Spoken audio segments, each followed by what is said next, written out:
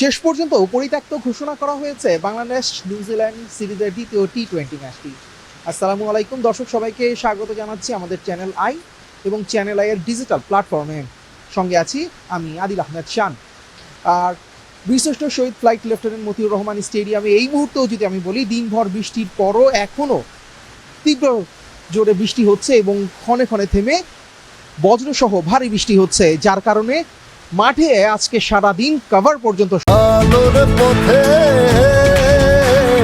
নতুন দিশা সরানো হয়নি এবং শেষ যে কল অফ টাইম ছিল 3:50, সেই 3:50-এর কিছু সময় পরই আসলে পরিত্যক্ত ঘোষণা করা হয়।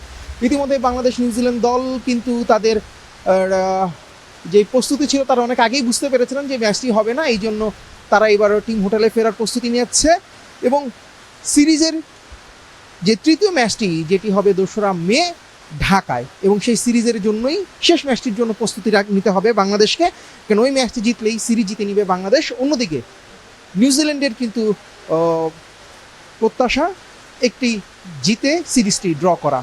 এবার দেখা যাক বাংলাদেশ আসলে কোন কাজটি করতে পারে, আর নিউজিল্যান্ড কি সিরিজে সমতায় ফিরিয়ে ঘরে ফিরতে পারবে কিনা। দর্শক, আপনারা দেখতে পাচ্ছেন যে এই সাগরিকা পারেন স্টেডিয়াম, বেশ কিছু দর্শকও কিন্তু এখানে উপস্থিত হয়েছিলেন। তারা চাইছিলেন যে কিছুটা সময় যদি খেলা হয় তারা টাইগারদের খেলা দেখবে, এবং জয়ের জন্যও যদি হয় একটু কিছুটা সময় খেলা দেখবে, পুরোটা সময় খেলা না হলে কিছুটা সময় তারা উপভোগ করতে চেয়েছিলেন, কিন্তু সেটা হচ্ছে না।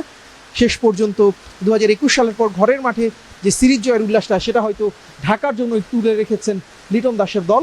এবার সেটারই প্রত্যাশা থাকবে, হয়তো ঢাকাবাসী হয়তো যদি সেই জয়টা দেখতে পারেন এবং 2021 সালের পর সেই জয়ের সিরিজটা উদযাপন করবেন।